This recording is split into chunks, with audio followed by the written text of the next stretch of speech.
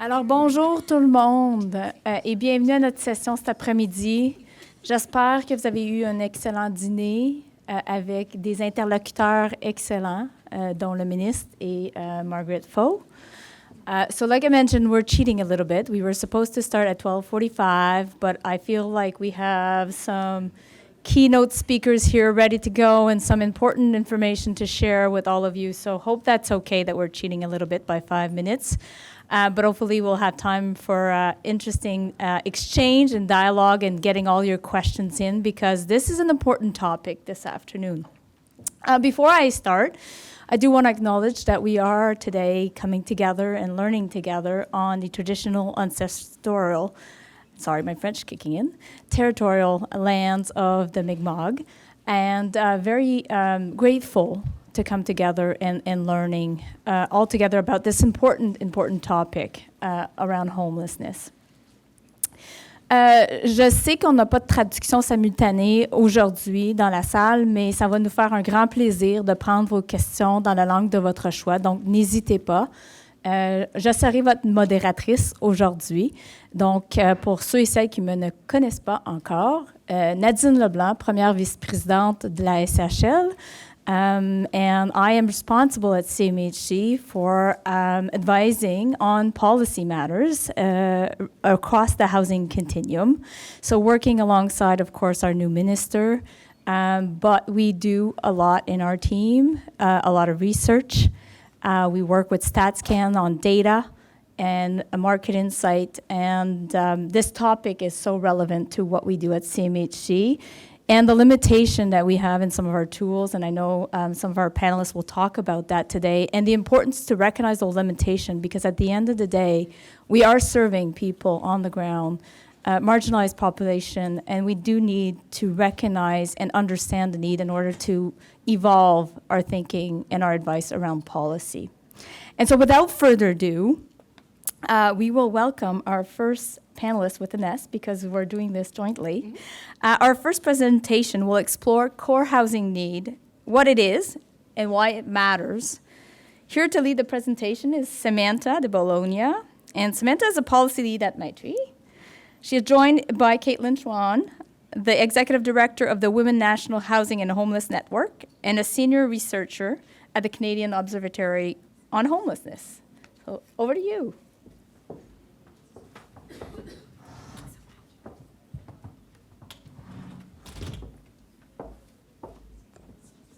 Thanks so much. First, I'll start off by asking if you can hear me. Just nod. Great.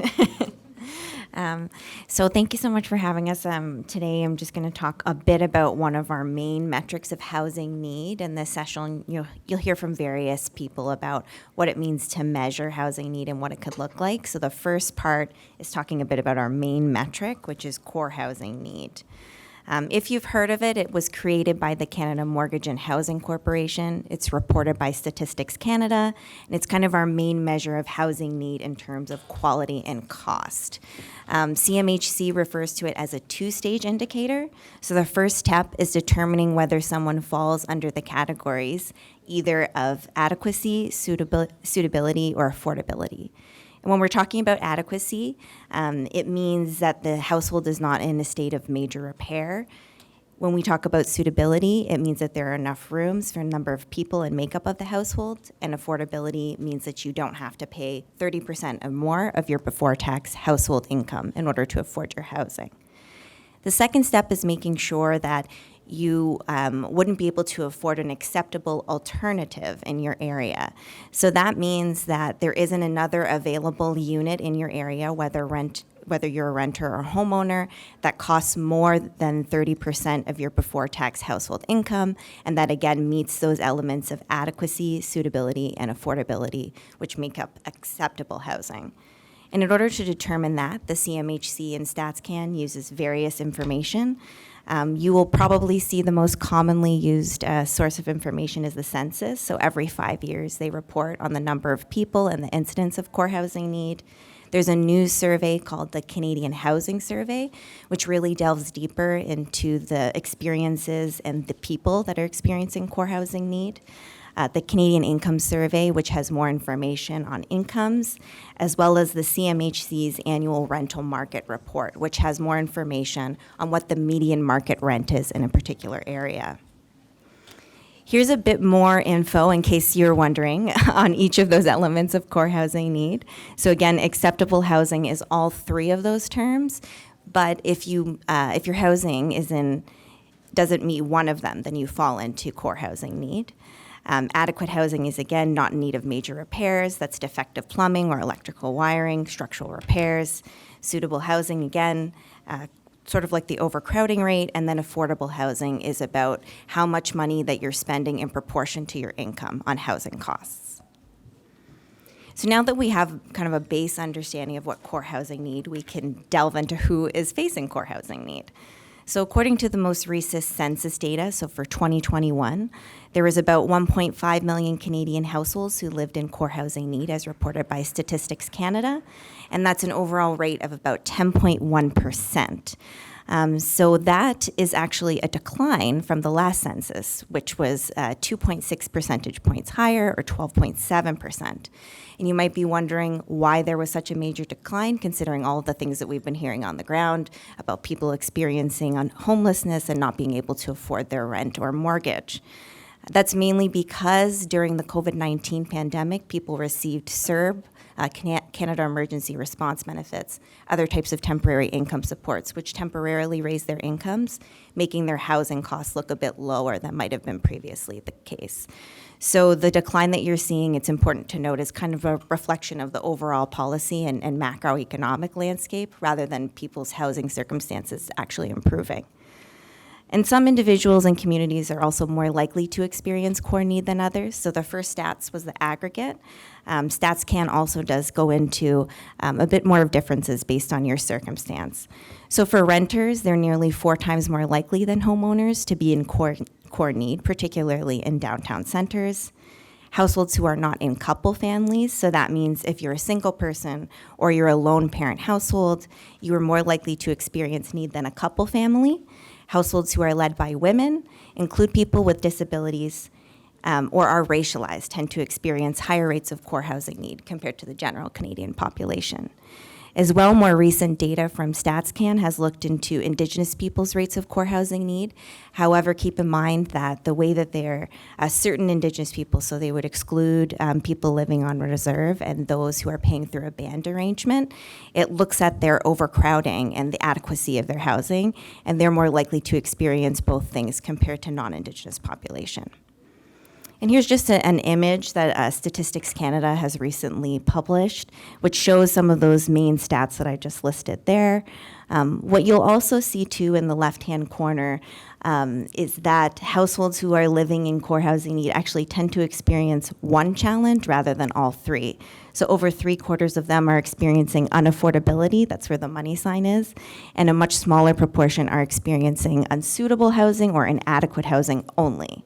And then the little column to the right is showing you who's experiencing more than one of those elements of core need. So what's the problem? This is their main indicator of how we define housing need, but is it enough? Generally, I think it's accepted as a good research tool to understand who's in need of better housing, but it's also important to note that there's some limitations to the measure. So the obvious strengths are that it compares housing cost to income, and that's very important considering that as if we just focus on market rents, it's kind of like a moving target, and it's not actually assessing your ability to pay for it. It can be compared across time, and it's pretty easy to calculate given that we have the information needed to figure it out. But there's a few things to note about core housing need that make it slightly limited in the way that we apply it to policy. And that's that the measure was developed by the CMHC in the mid-1980s. And at that time, it was meant really to direct federal dollars to provincial and territorial governments for housing need. It hasn't really changed much since then either. So this notion that you need to be spending less than 30% of your income on housing is also a bit arbitrary. Again, comes from around the 80s or 70s. There was a notion or a saying you've probably heard, mainly in the US, that you should spend like a week's worth or a third of your salary on income. So it's an arbitrary notion, and it's not to say that someone who has lower income spending any proportion of income on housing wouldn't be a lot. As well, what we think of as adequate housing has changed. So I mentioned that adequacy is mostly just measured in terms of major repairs, but we might also have other needs when it comes to whether our housing is adequate, such as where it's located, if it's near school or transit. Affordability, suitability, and adequacy are combined into one measure for core need. So as I mentioned on the previous slide, it's showing that actually most people are reporting unaffordable housing. So those other elements of adequacy and suitability aren't explored as much or in depth as the unaffordable part of the measure. As well, and this is just again an example of some of the limitations, those who are experiencing core need has been fairly consistent over time, and that's been tracked by Statistics Canada and the CMHC. But there's really not a threshold or a barometer for when need gets too big and requiring policy intervention. We also know that core housing need actually excludes some individuals and communities who are in need. So it's likely an underestimate of the people who are experiencing housing need. So core housing need is actually focusing on people who have housing, but are in need of perhaps better housing in terms of those three elements. It's also focusing on people who are in private dwellings, which is a Census of Canada definition. So it doesn't mean private market, but people, more than one person or one person who lives together and resides in a permanent place of, permanent dwelling, but it wouldn't include people who have shared facilities. So people in rooming houses or multi-tenant dwellings, people who are experiencing homelessness, as well as for methodological reasons, they would remove students because they consider their circumstances to be temporary. They also remove, which I didn't touch on as much, people who have access to an acceptable alternative. So as I mentioned on the first slide, the second part of the indicator is making sure that you couldn't afford something basically for cheaper in your area and you're choosing to pay more for your housing. However, that doesn't kind of take into consideration the external environment. So we know in a lot of provinces and territories, there's no vacancy decontrol, meaning there's no controls over the amount of rent that can be charged when a unit is no longer vacant when it's occupied by a new tenancy. So that means that people might actually be facing higher rents than would be shown in a survey. So why does all of this matter? So core housing need is definitely a research tool and something that's used by Statistics Canada and others to measure housing need, but it's increasingly part of policy, so it's important to pay attention to as well.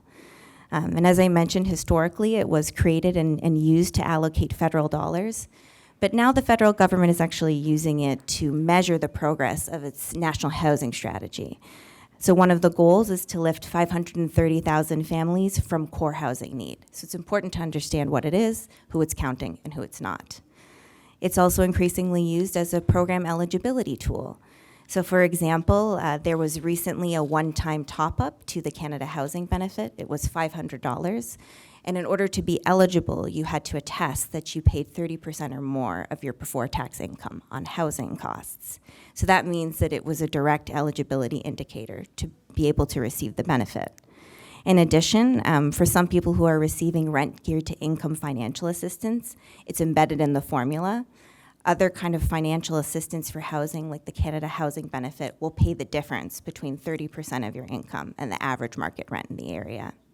So with that in mind, it's important, again, to keep thinking about what core housing need is, who it's counting, and why it's being used, and if it actually should be changed to better reflect those circumstances. And with that, I'll pass it over to Caitlin, who will tell you a bit about how well we're doing and what we can do from a right to housing perspective to improve core housing need.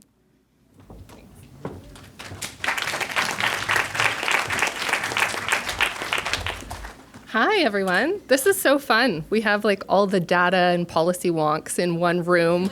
We're going to solve this core housing need problem. I know there's a range of folks over here who don't have seats. I just wanted to give you the opportunity to, if you want to switch over here, please, there's some seats over here. You're not interrupting. Come on over if you'd like.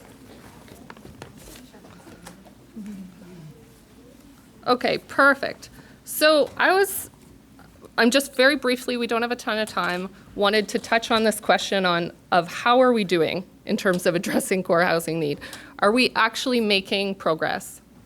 And as probably a range of you folks know, you've read the reports or you've written the reports, we're really struggling around making progress at reducing core housing need in Canada. So what we saw in 2019, for example, we had the Parliamentary Budget Office who did a review and found that we're actually seeing a decrease in spending for core housing need, households in core housing need. We have this kind of quite challenging quote: "It is not clear that the National Housing Strategy will reduce the prevalence of housing need relative to 2017 levels." We also had a report by the National Housing Council in 2022, also really kind of challenging us that we're not making significant progress around removing households in core housing need from kind of the households across the country. And so with the rental construction financing initiative, this is the initiative we've spent the most money on in the National Housing Strategy. It's lifting just 3% of homes that were created through that program are actually going to households in core housing need. And for folks who are in the deepest core housing need, people who are experiencing homelessness, we're also seeing pretty significant challenges there. Certainly we know the National Housing Strategy's objective is to have chronic homelessness by the end of the program, by 2028.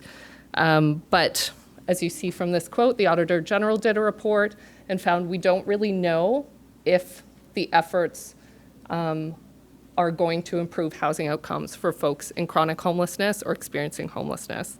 And when we're thinking about this, we also really need to be thinking about it from an intersectional lens. These are Indigenous folks, Black folks, folks who are in single-family homes. Carolyn will speak to this really beautifully in her work. So we have targets around vulnerable communities, but we're really not getting there. And the work I do is on women and gender diverse folks' homelessness. And so I wanted to kind of give us a little bit of a portrait looking at the situation of women in deep core housing need and where we're making investments in the National Housing Strategy Act.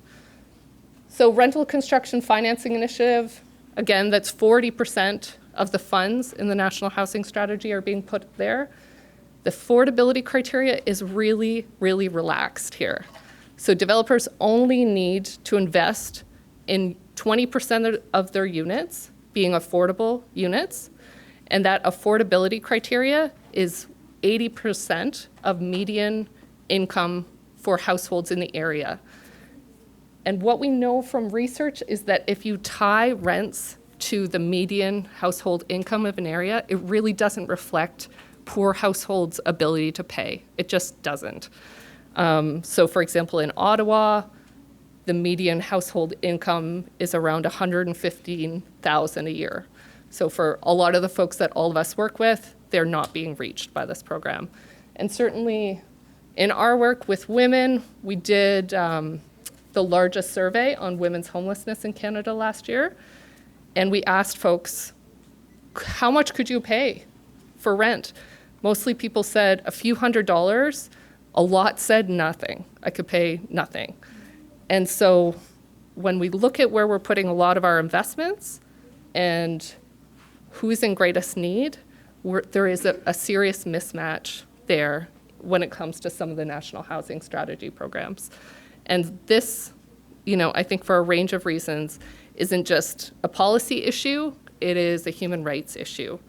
So as all of you will know, we adopted housing as a human right in 2019. It truly provides a pathway for us to map out a new housing strategy. It commits us to progressively realizing the following elements. And what it, I think, also challenges us to do is think about measures like core housing need, not just as policy issues, but as human rights issues. How we measure it, how we think about it, really, really matters. And what I was saying to Sam, just before this, I did my PhD in housing policy, and I find it hard to understand a lot of these metrics, how they operate, how they're applied, how they shift between governments. It is incredibly important for us as a movement who's trying to achieve housing justice that we democratize our knowledge about what these measurements are and what they hold the government accountable to achieving. and having a human rights lens is like incredibly critical for this. And so, for example, there's dimensions of the right to adequate housing that we don't cover in core housing need. Does that matter? That's a question we should all be thinking about, and folks who are living the realities of the housing programs that aren't working are involved in. So for a lot of the folks I work with, for example, habitability under international human rights law includes the right to be safe, the right to live free of violence. And this is particularly relevant for women, gender diverse folks, LGBTQ2S youth, for example. We know that's a huge pathway into homelessness. If we're not going to measure that in core housing need as a measurement, we need to be clear-minded about the fact that we're not doing that, and we need to figure out metrics that would enable us to capture that, or we need to revisit the definition of it. So I don't have tons of answers or solutions. This is, we're all in the room, we're gonna figure this out. But here are some questions I think we can ask ourselves. Does the right to housing change how we think about core housing need? Should it change the definition? Should it change how we measure it? And who's involved in thinking about it? Are there other measures or standards that could get at understanding housing precarity amongst really vulnerable and marginalized populations? So in the area I work, hidden homelessness amongst women and gender diverse folks is a very core reality. We're much more likely to be experiencing hidden forms of homelessness. Does this measure serve us? If it doesn't, what do we want to do about that?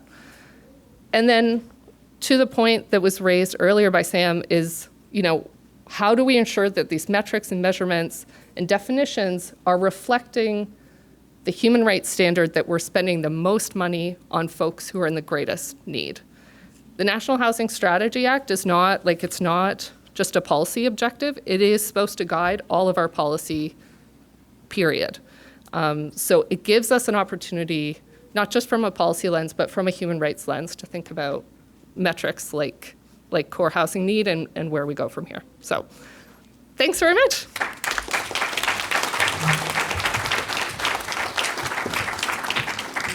Savannah, Caitlin, thank you so much. Lots to think about, and please remember those questions, because we will have a period of questions, comments, observations, and I'm sure Caitlin, as well as Samantha and myself and all, want to hear your views on those questions for sure.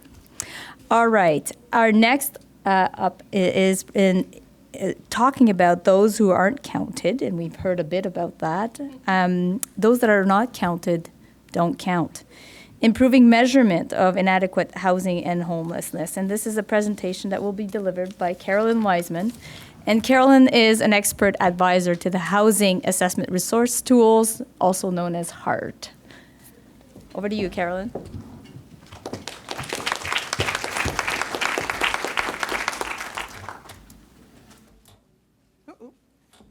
Can you? Yes, yeah. I think. Just while Nadine does that, I'm going to use some of my precious 20 minutes. Is that okay? I see it. Okay, I can see it. I can see it right there. Okay. So the purpose of this session is to arm you with numbers in your fight for adequate homes. And I just want to point out that Sam here is the co-author of a wonderful report that's on the Maytree Foundation's website, and also on the Maytree Foundation's website are annual reports called Welfare in Canada that demonstrate conclusively that the punishingly low welfare rates it takes a village to get my presentation ready, are not enough to live adequately. I also want to point out that Caitlin is a contributor to a wonderful set of reports on rights-based housing policy that are available on the National Right to Housing Network. Currently, our jockey here is from the National Right to Housing Network. I also want to say that this is the formal launch of a report that I've written, which I'll just, make up, a report that I've written for the Office of the Federal Housing Advocate.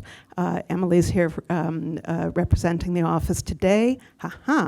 And That report is now available in the Homelessness Hub.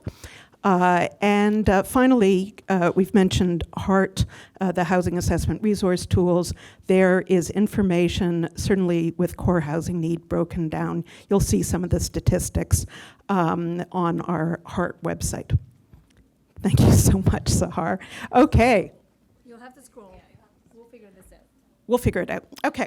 So this is a report published last week on a human rights-based calculation of housing needs.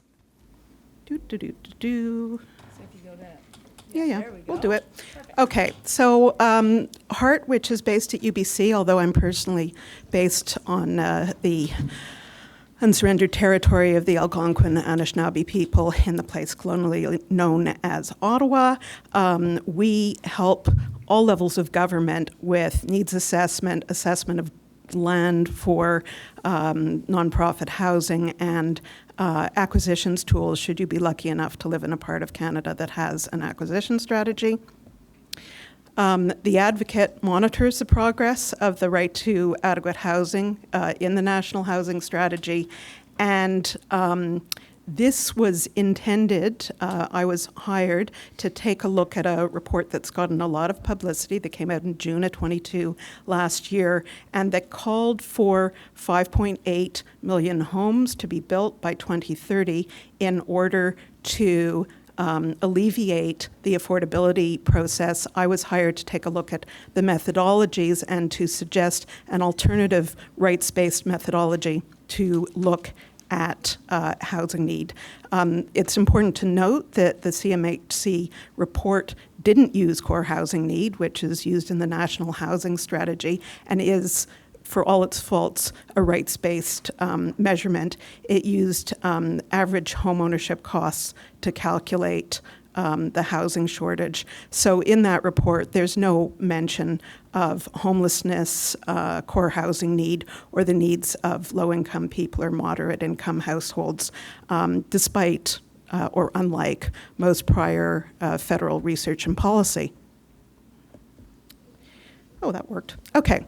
So one of the things that we did at HART, and very much based on previous CMHC work, is that we broke down who's in core housing need by income level.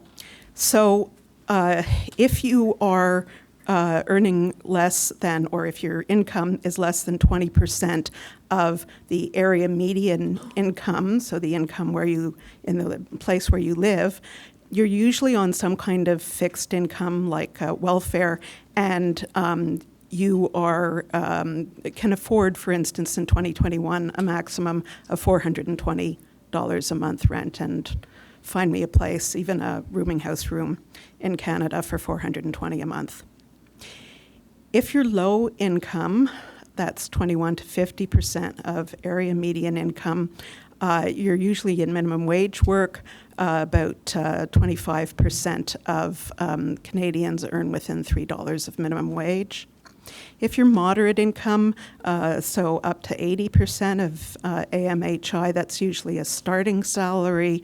If you're median income, you have usually a mid-range salary that's fueling your household or two. If you're high income, you have one or two higher range salaries. So those are the income categories we use based on previous CMHC practice, based on practice from the US. I'm not going to go through the numbers with you, but the sort of takeaway headline is 77% of households are very low or low income and can afford a maximum of $1,050 a month rent across Canada. There may be slight variance by the area. So that's 1.1 million households who are officially counted. So that was the starting point of my report. Most, although not all, of those households are single-person households. Still, there's a certain number of two-person households that are low income, and a lot of the households in moderate income who are in housing need are in larger households. So you can afford what you can afford. If you can afford a maximum of $1,500 a month, but you are a single mom with 2 kids, again, I challenge you to find a 2-bedroom or a 3-bedroom apartment for $1,500 a month. Sam and Caitlin have talked a little bit about the way at Heart that we unpack core housing need by priority populations. The 2 most likely kinds of households to be in core housing need are single mothers and refugee claimants, and we were hearing this morning in the session how long refugee claimants are staying in emergency shelters. Really, the only reason that the Indigenous proportion isn't higher is because so many Indigenous people are homeless instead of being in core housing need. And as you'll see, they aren't counted. So who's left out of that concept of core housing need? Well, you need to be paying rent to somebody to be in core housing need. So homeless people aren't counted in core housing need. Students, remarkably to me, aren't counted in core housing need. And I had a fact checker from Maclean's today who was saying, are you saying that students aren't counted in core housing need? Because the fact checker at Maclean's couldn't believe it. And I said, no, students aren't counted in core housing need for various statistical reasons. They may only be in that particular place for 8 months out of the year, but they're real. They're actually, I'm here to tell you that students are real human beings. And they're part of the crush for affordable housing and also part of the people who are in food banks and who are increasingly homeless.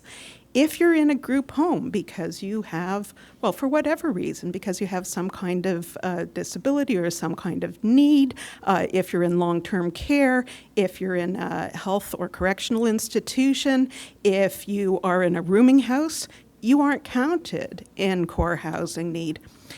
If you're a farm worker, and almost all farm workers are in grossly inadequate conditions, the temporary people who are brought in to pick our strawberries, you are not counted in core housing need. Farms aren't included in core housing need.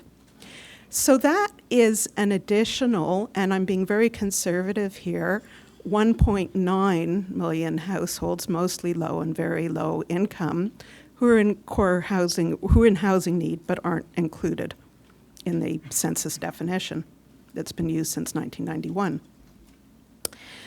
There's some other folks who are left out, and we're hearing more about them these days.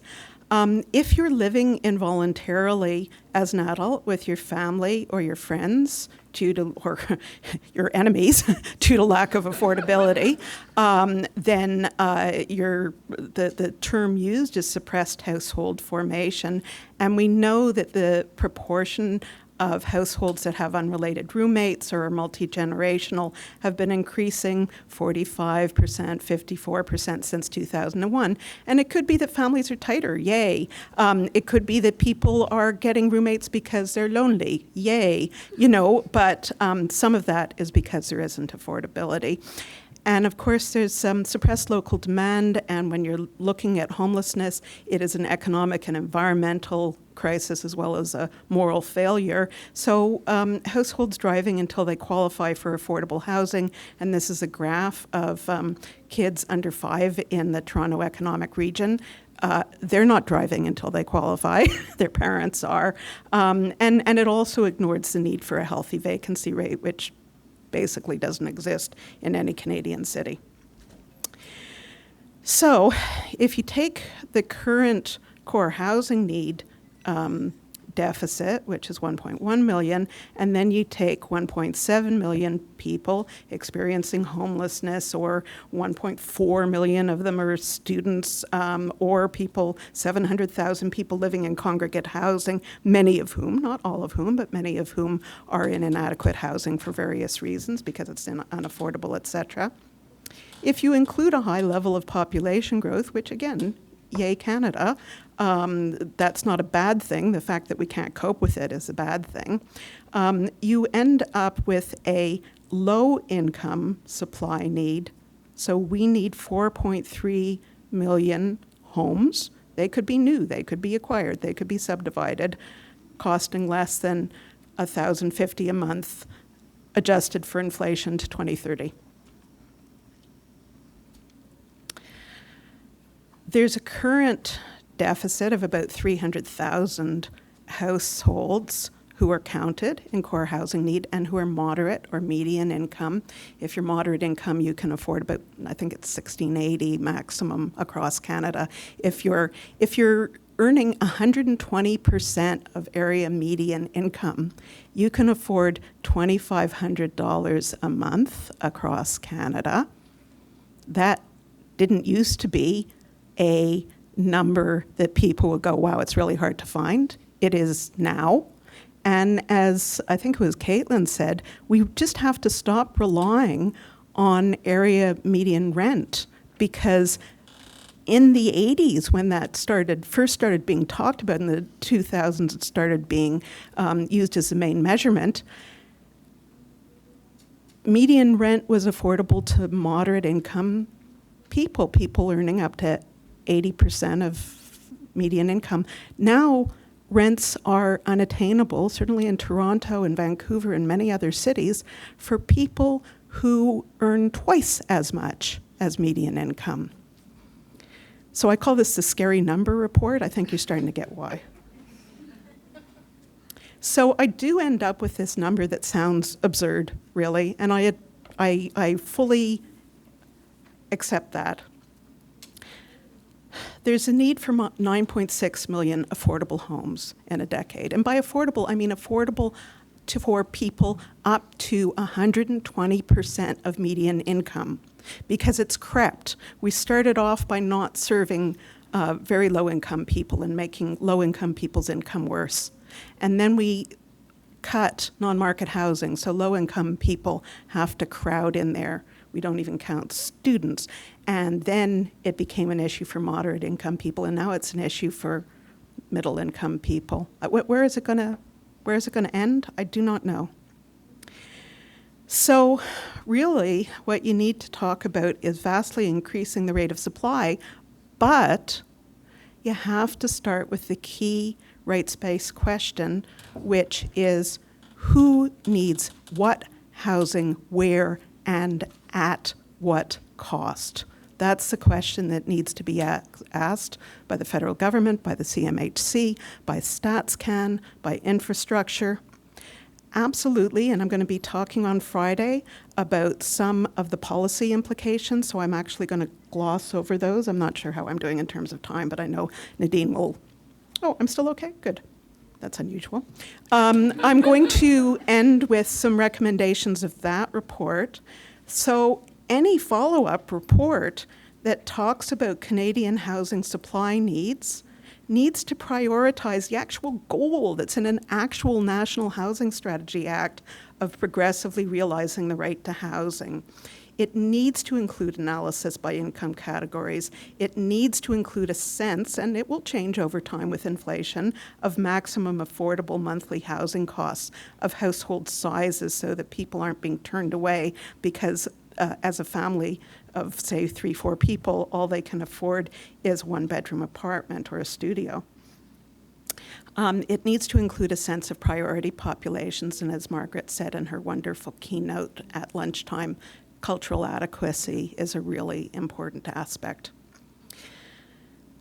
The federal government needs to use its own definition, CMHC's own definition of affordable housing. It's absolutely true that 30% is a fairly arbitrary measure. It's also the measure that's used by the OECD around the world for affordable housing, so at least it's comparable, at least it's replicable. You can look at it over time to measure policies.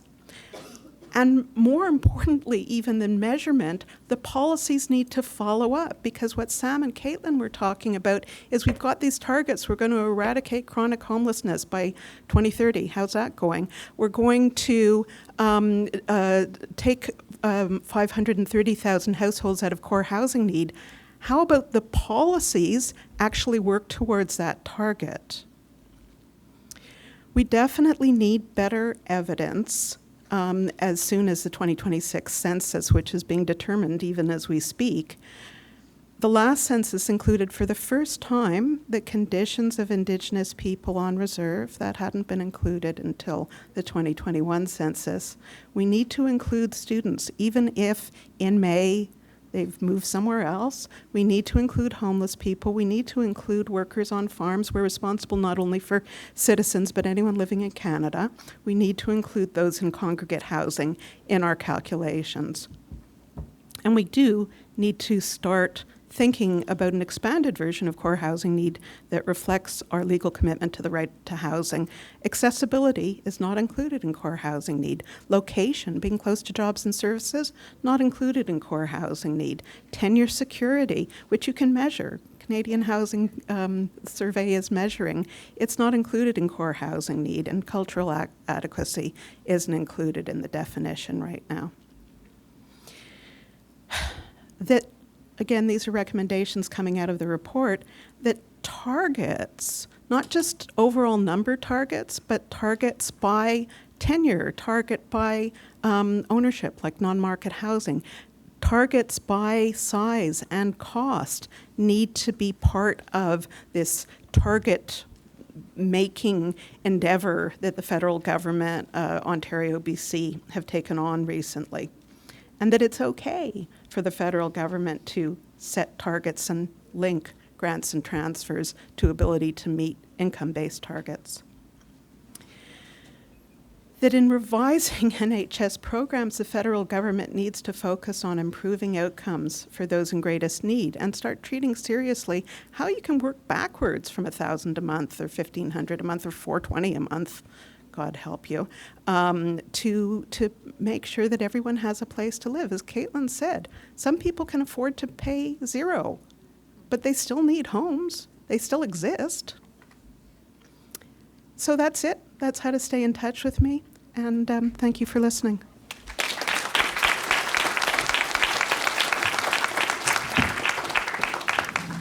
Thank you, Carolyn, and great recommendations for all of us to think through, especially CMHC, so thank you so much. And we work in tandem with Carolyn and her team in trying to better incorporate some of those recommendations moving forward. Our last but not least, final speaker is Dr. Patrick Hunter. He currently manages research and data analysis team under Infrastructure Canada, homelessness data collection. He will present to us Homelessness Counts, Accounting for Homelessness when Understanding Housing Needs. So Patrick, over to you. And then we'll move into a period of questions. So please prepare your questions.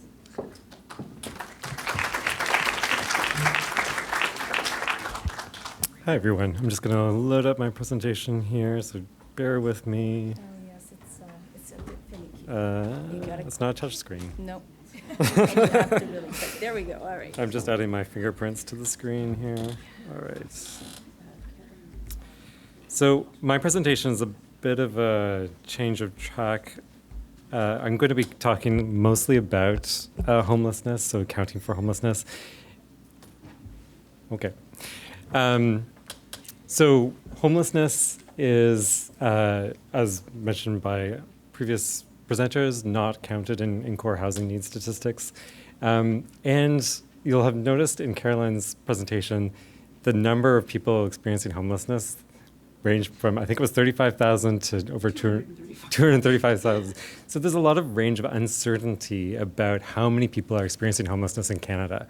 I can say that my team is responsible for trying to measure homelessness in Canada. It is not an easy thing to do. No country in the world has a good measure of homelessness. This is something that every country is struggling to deal with. In the States, they rely exclusively on point-in-time counts, which are one-night snapshots of homelessness. There's advantages and disadvantages to those.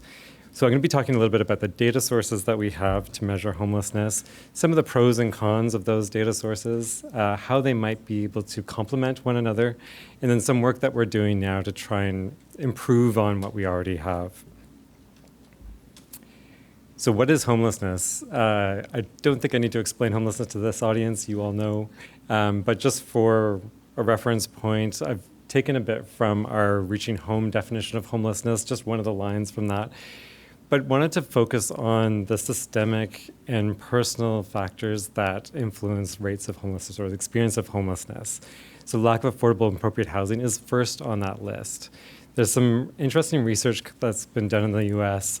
Some researchers have taken the point-in-time count data, and they've looked over multiple years of point-in-time counts at what factors predict what the rate of homelessness in some communities versus other communities. What they found is the chief predictor of homelessness in a community is availability of affordable housing. All other factors, they're sure these things may differ across communities, but they don't predict the rate of homelessness. It is the availability of affordable housing that does. If anyone's interested in, I'm just reading the book now, it's really fascinating. I'll give a recommendation for that afterwards. So, how are we measuring homelessness? First, we need to look at where are we measuring homelessness? What populations are we looking at? So I've taken this from the Canadian Observatory on Homelessness. It's a typology of homelessness. It's, of course, talking about the overnight locations where people are experiencing homelessness. So unsheltered locations, including people sleeping in vehicles, people sleeping in other places not fit for human habitation, emergency sheltered populations, so people that are staying in homeless shelters, but also domestic violence shelters, extreme weather shelters, temporary shelters that are open during the year. People that are provisionally accommodated, either temporarily staying with others or provisionally accommodated in institutional care. And then people at risk of homelessness. Of course, this is not a static experience. People move between categories, but this provides a sort of language of where to look for people experiencing homelessness. So what data sources do we use? So I've listed a few here. This is not an exclusive list. There may be others that people are using as well to track homelessness. I'll talk about, these are the ones that I'm going to be talking about during the presentation. So first, point-in-time counts. Raise your hands, who is in a community that does a point-in-time count? Great, yeah, a lot of point-in-time counts across the country. So point-in-time counts are one-night snapshots of homelessness. They're not a measure of how many people experience homelessness during the whole year, but it gives you a snapshot of, on a typical night or on a night during the year, how many people are experiencing homelessness. There's a survey, too, that's accompanying the PIC count, so there's you get information about people's experience of homelessness, but it does give you a count of limited scope. And I'll get to that in a bit. There's HMIS data, or Homelessness Management Information System data, or HIFIS data, if you're a HIFIS community. So these are data that's coming from homelessness services, shelters broadly, but also other services can be inputting data into the HMIS. Unique identifier list, or by name list data, too. This is something that's emerged over the past 5 years, 6 years, which is a list of people who are accessing services, who are consenting to be on the list. It's focused on getting those people into housing. It allows for tracking of inflow into homelessness and outflow into homelessness, and is used to sort of track progress towards reducing chronic homelessness in many communities. There's also data that comes from national surveys carried out by Statistics Canada and CMHC, that captures, and I'll talk a little bit more about this in a bit, but doesn't capture, there's limitations in how that captures homelessness. The coverage of many of those surveys excludes people that are currently experiencing homelessness. And then there's emerging data sources, which I'm not going to talk about now, but we'll address at the end. So what's covered by each of these data sources? So point-in-time counts, this is the ideal scenario. Not every PIC count will cover each of these populations, but I have a degree of coverage here that's darker colors are associated with greater coverage, better coverage, lighter colors with worse coverage. Point-in-time counts should, if they're using administrative data to get the count, they should cover anything that's covered by your administrative database.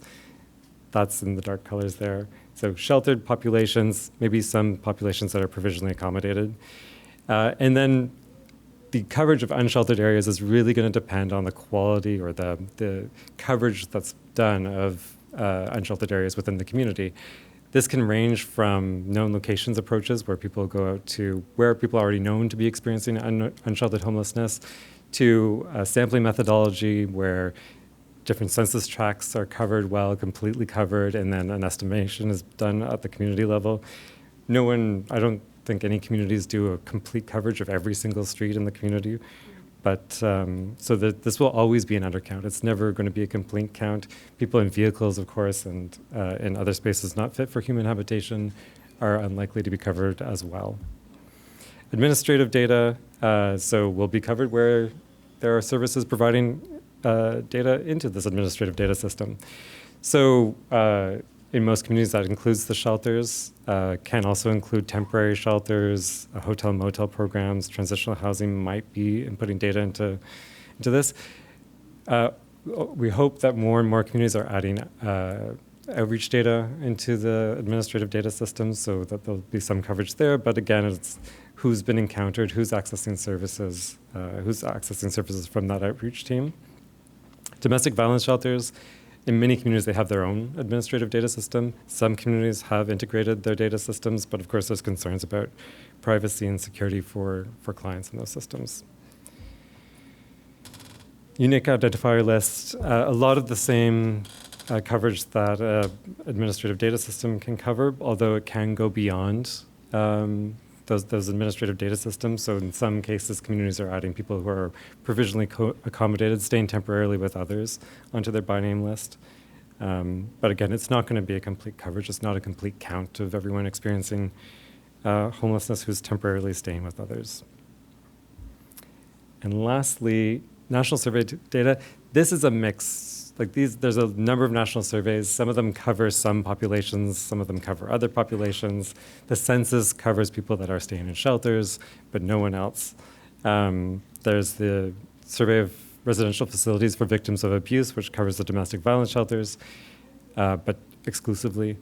So what these national surveys do well, generally, is that at risk of homelessness, uniquely, other data sources don't capture risk of homelessness.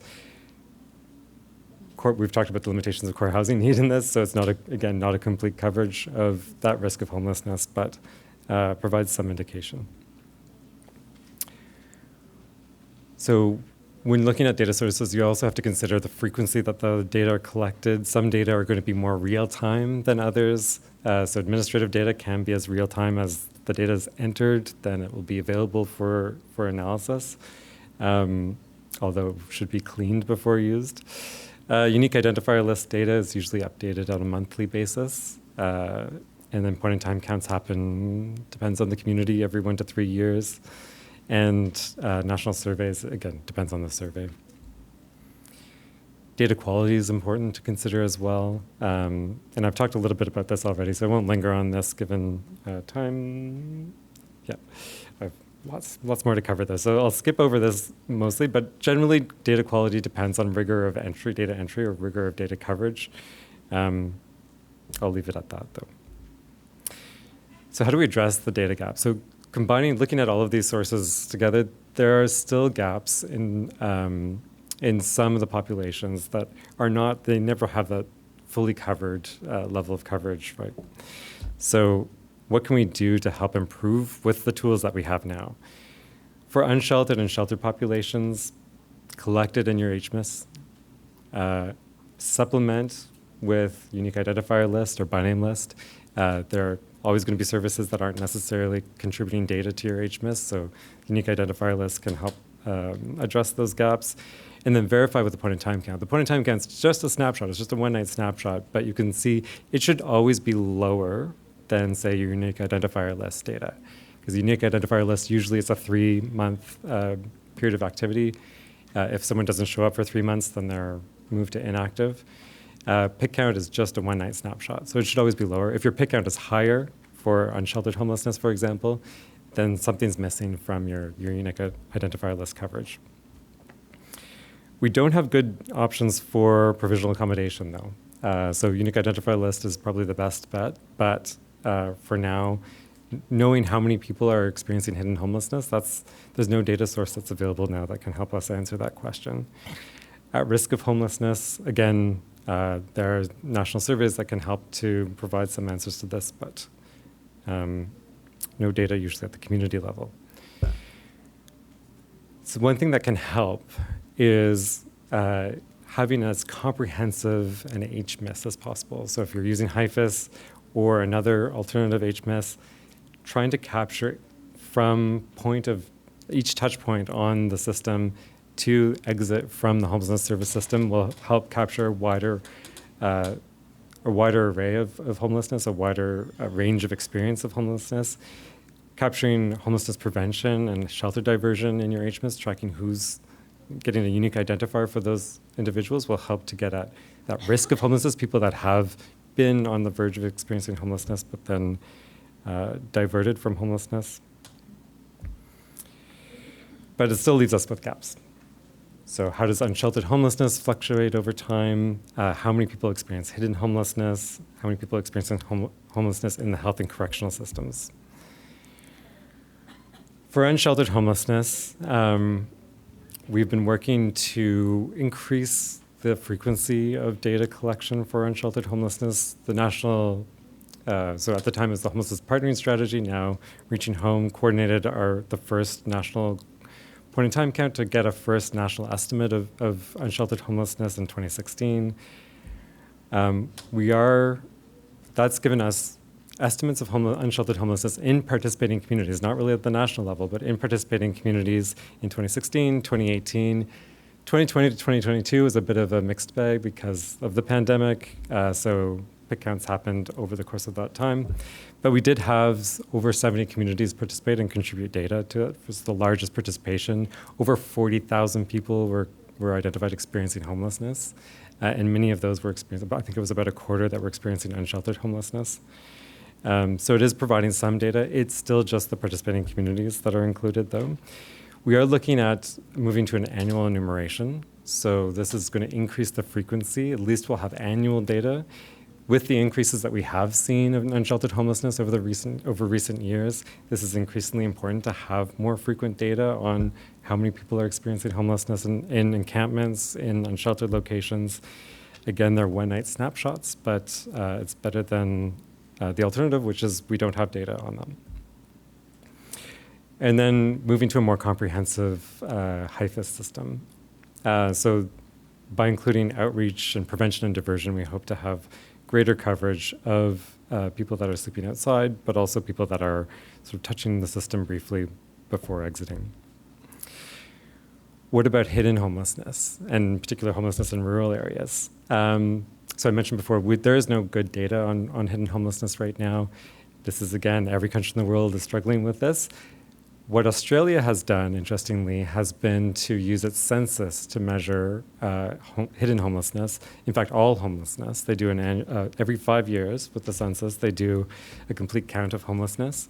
You'll see the stats. So they've done it on 4 consecutive years in that figure there.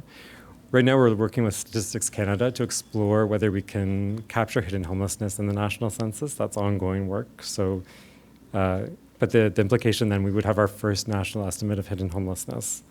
So cross your fingers after the 2026 census, so by 2027, maybe we'll have a national estimate of hidden homelessness. And then systems. So this is often a challenge. Sharing data between systems is often challenging because of data sharing restrictions. Privacy laws can prevent data sharing. Some communities have made incredible progress in this and managed to forge those relationships between systems. One way to get around that, too, is to capture information about what systems people have touched as they're entering, as they experience homelessness. So if they enter the shelter, you can ask, so what have you recently been in hospital or correctional institution? You can get some information that way, but it would have to be collected consistently over time for every individual that's touching the system. There's some work happening now, not work that INFC is doing, but work that's happening now supported by, so the BC government has been doing some work to do data linkages with homelessness system data. Really interesting work. I encourage you to check that out.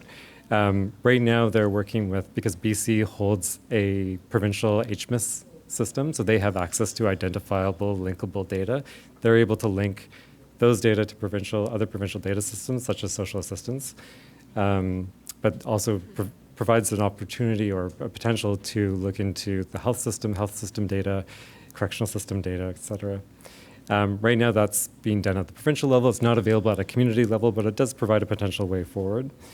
There's also some research being funded by the Public Health Agency of Canada that's being conducted by the Lawson Health Research Institute that's looking at using algorithms to identify people experiencing homelessness in other administrative data, large administrative data systems, such as the ICES data, the health system data in Ontario.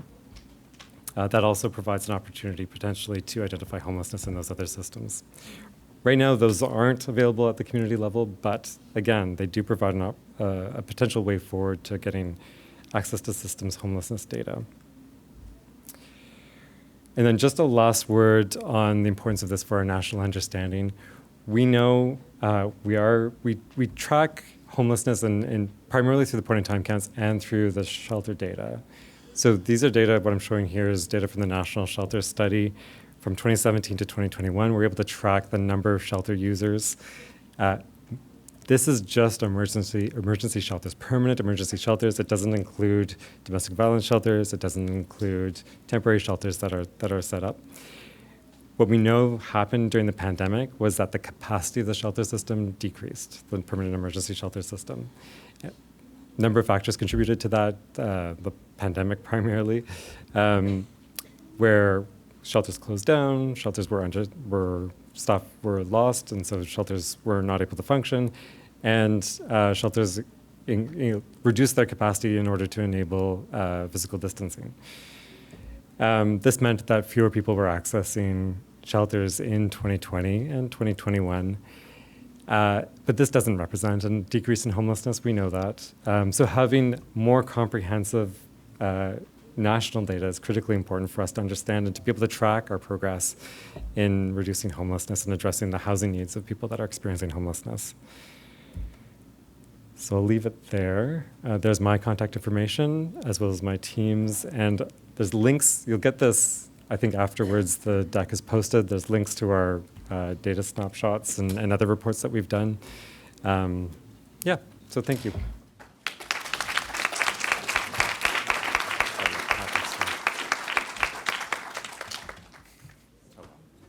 Thank you, Patrick. And we are now moving into our period of questioning. And for those of you that have questioned, yes, perfect. You know the drill. There you go. I don't even have to. No, my first conference. Excellent. And before we turn it over the mic, if you can address your question to a specific speaker, that'll make my life easier, and the speakers, of course, lives easier. But before I do, just wanted to say I saw 90% of this room doing point and count data. I wanted to say special thank you on that because the data does matter, especially as we're trying to evolve and enhance our policies in the policy levers. So thank you for that. Okay, over to you. Hi. So first of all, thanks for the great presentations. Very interesting all around. My question, I'm not sure who this is addressed to. Maybe the first presentation, but anyone can answer if you have an answer. So I know that you were fairly critical of the National Housing Strategy and spoke several times about the need to update it or update policies that are based off of it. Do you know of any initiatives where it might be updated in the future? Is something happening or does it come up for review at a particular time? Do you know anything about? Patrick, you work for the government.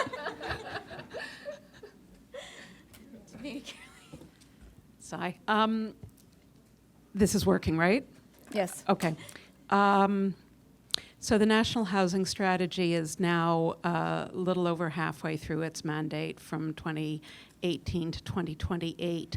There were a raft of evaluations done over the last year. I think some of them were referred to in Caitlin's slide, calling for a look at the two highest priced unilateral programs, in particular the rental construction initiative and the National Co-Investment Fund. There is a new minister. He spoke at lunchtime today. He reads. And I know that sounds very condescending. He's a very switched-on fellow, is what I mean to say, as are his staff. And my hope is, the fall economic statement is coming very soon, and the 2024 budget is coming in the beginning of 2024, that there would be some changes to those two major programs, as well as, I would hope, a fourth round of the Rapid Housing Initiative, which is by far, in fact, it's really been the only NHS program that actually meets the needs of low-income people. So those are the things that I'm hoping that people will advocate for, and your voices very much count. Sorry, I'll just add, and maybe my other presenters can correct me if I'm wrong, but I don't think there's any mandate, to review the strategy a certain number of years. There is. Sorry? There is. Oh, triannual review. Yes. Okay, so I'm wrong. 2025? Yes, correct. Okay, yes. And I know the Federal Housing, Office of the Federal Housing Advocate has been reviewing them from a right to housing perspective. So there's lots of opportunities for improvement. Yeah. And maybe I can add from CMHC's point of view, thanks Carolyn for the nudge. I did want it to create space for the panelists, but a few things happening in our home, of course, in the department as well, and infrastructure. We are doing several research right now on the ground to review definitions that we talked about today, the core housing need, affordability as being another one, even our definition of vulnerable population as another example. So research coming our way very soon and being made public. So that's one of them. Enhancing our macro, we talked about the supply gap report earlier with Carolyn. It's a macroeconomic lens, not an excuse of its gap and limitation. But we are evolving those studies to definitely include more of the elements that Carolyn has talked about. And hopefully we'll get to some of that by a year end, if not the new year. And there is absolutely a mandate to review the National Housing Strategy and its program on a 3-year basis. And that report is tabled in Cabinet for conversation and discussion and for recommendation and action for our ministers and the departments to review. And I have to say that those flagship programs that we've talked about today are under review, and we hope to evolve them in accordance to what we heard today, but also current economic conditions have changed drastically since they've been implemented in 2017. So all of the above, love to continue talking about those, but really want to hear from our audience. So go ahead, please. Thanks. Hi, my name's Andrew Thornton. I'm in Nanaimo among doing PIC counts and systems planning. So I think the answer to this question is just going to be yes, but I hope it opens up conversation. So one of the things that cities are doing in BC, for all the BC people, they have to do housing needs assessments for municipalities. And one of the things that jumped off the page for me was exactly what Carolyn was talking about. In their estimates of future need, they didn't include precariously housed or homeless people in that.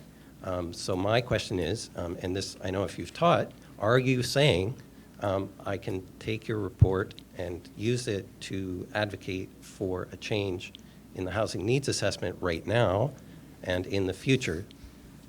And if so, and also for the other presenters, and recognizing in particular the way that, in particular, core housing needs intersects with different categories of difference. So I'll step back. I could keep going, but. After this session, Andrew, go on your phone. If you have a smartphone, go to heart.ubc.ca. Go to housing need assessment, put in Nanaimo. You'll see core housing need for Nanaimo for 2021, also yep. 2006, 2016 if you want it, broken down by income category, household size, and priority populations. A lot of BC municipalities have been using that for advocacy. Yes, we have been working with the BC government, which is at the moment the closest to having a consistent housing need assessment, but still, I would argue, fairly weak on income issues. The federal government is also talking about a national housing need assessment that it would ask/require of municipalities as part of housing accelerator funds. So what we really want, I think what everyone in this room really wants, is a consistent rights-based way of counting housing need. And I think you've heard here there are difficulties about it, but also it's a matter of political will. Thanks. And I'll just also say I was struggling with what to do with income distributions, and I think you've given me an answer. Because in Nanaimo, the largest category of people's income or quintiles that is growing is the top end. So I don't know if that's true in other communities. I'm just going to briefly add, I mean, I think what also might be helpful for the advocacy work you're doing is, like, I'm imagining your government is committed to truth and reconciliation. And so the standards around the rights of Indigenous peoples articulated in UNDRIP and, you know, which co-articulate with the National Housing Strategy Act, in terms of the overrepresentation of Indigenous folks, draw on that, like domestic legislation and international legislation and human rights standards. You may, I'm sure you're already there, but very important. Thank you all for your presentations. Really fantastic. The numbers are glaring. I don't know. Like, I don't know whether to feel hope. But I wanted to ask. I have a question around the core housing need. One of the advantages you talked about is the comparability over time, and we hear about the 80s a lot. And the minister talked about it today. How the federal government role in investing in affordable housing has kind of been lacking since the 1980s. I just wonder if you could talk to us about the historical trends, or if there was ever a time where core housing need was sort of like acceptable. They, you know, use costs there, just like any other like economic indicators like unemployment rates. And I'm curious about what was happening at that time. Do you want to start with that, Patrick? Okay. Yeah. Me? You're up. I can add. It's a really, really good question. So since core housing need has been counted in the census, I'd say that the overall trend has been consistency since 1991. But keep in mind that 1991 was the federal government investment in non-market housing was already starting to decline.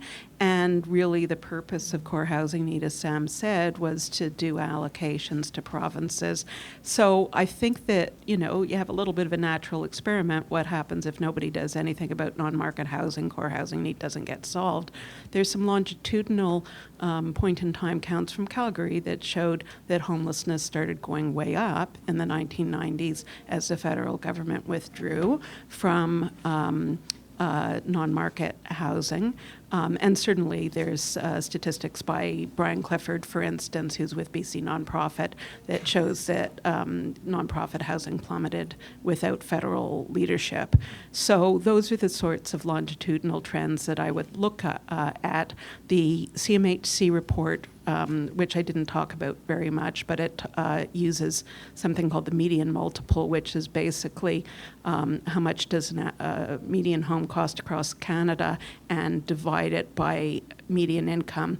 And what that shows is that homeownership was affordable for moderate income people in the 70s.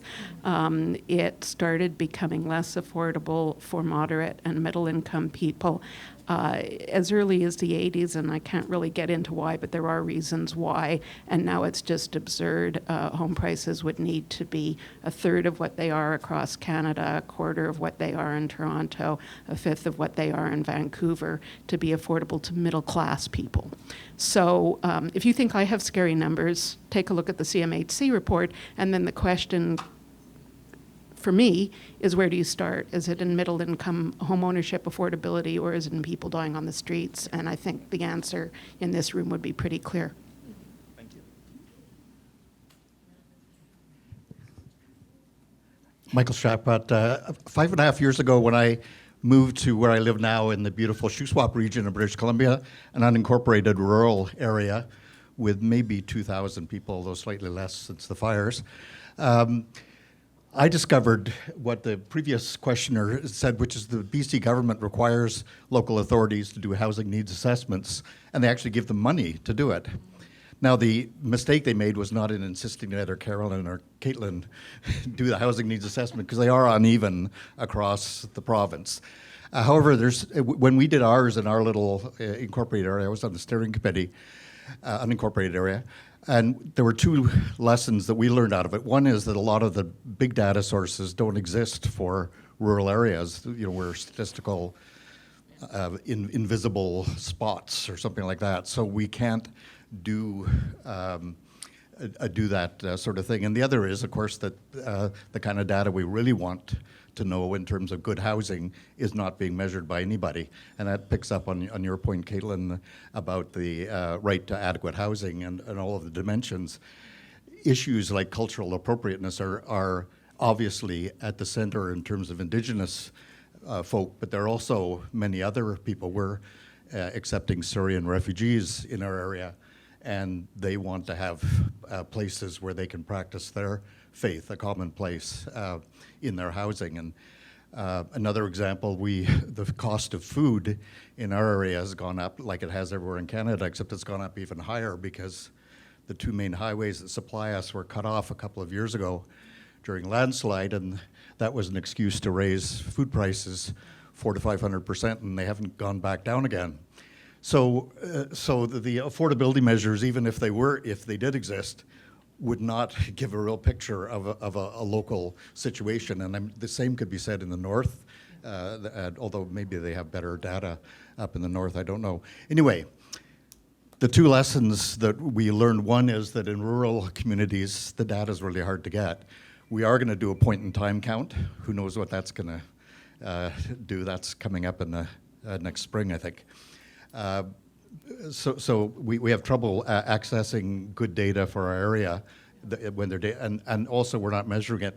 And my final sort of comment, what we decided to do, because we couldn't get data from all the data sources, was we told the consultants to go out and start talking to people in the community and assess the housing needs, not based on what a data bank in Ottawa says, but based on what people who are living in trailers in unserviced lots and encampments and so on. So I wonder if you're aware of, did you support the idea in terms of data research about going out and actually talking to folks and getting housing needs from the people that have housing needs in addition to all the data sources?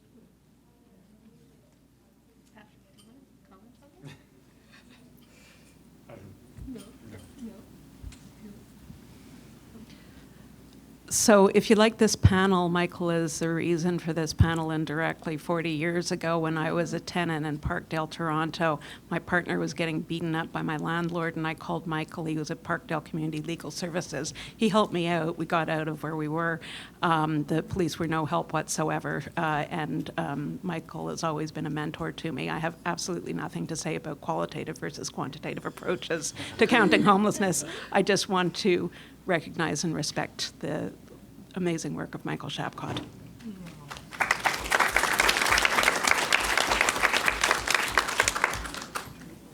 Michael's also a personal hero of mine too, and kind of started me off in the housing space. So good to see your face.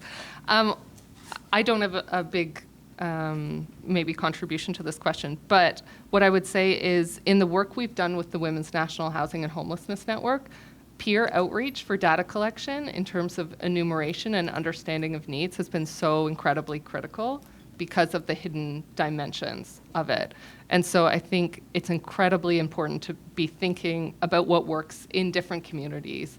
I'm also thinking a lot about, Jesse Thistle's work and the Indigenous definition of homelessness, and how do we, we didn't talk about it in this panel, but how do we articulate a measurement of that? And how do we think methodologically about, for example, collecting data on spiritual homelessness and what that looks like? And I think that smaller communities actually are really great places for articulating a methodology and piloting it from the ground up with folks who are living the realities and alongside their friends and family. So, thanks. Maybe I'll just add. I think like collecting qualitative data, of course you want quantitative data so you have comparable data across, you know this, but certainly the qualitative data can help to understand the reasons, the factors that are influencing to that need. So one thing that I regret as our team is primarily a quantitative team, we don't have access to being able to do that kind of qualitative research. So I'm all for communities and other organizations within Canada doing more qualitative work to help fill in that gap that we really can't help provide.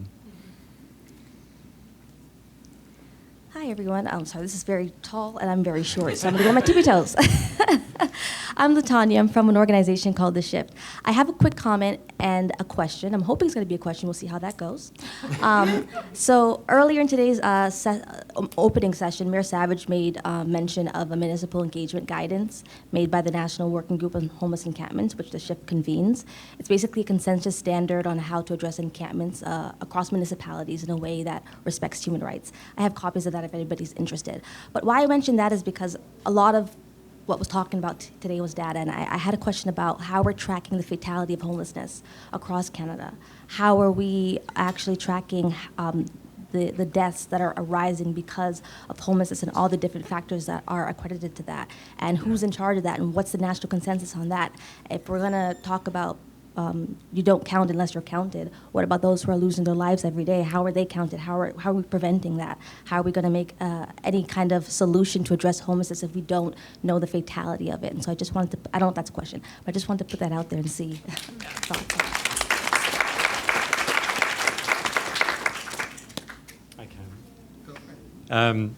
Yeah, so I can't agree more. I think Toronto might be one of the only jurisdictions that's actually doing some work in this area and has numbers that they are publishing. This is something that, I think can be done, or some progress can be made through addressing sort of data gaps in coroners' data too, but collecting that information can be challenging. I'll just say that this is an ongoing conversation too. This is something that we're interested in. We want to address this data gap as well, because it's critically important. So yeah, I'll leave it at that. But yeah, agree that this is a very important data gap to fill.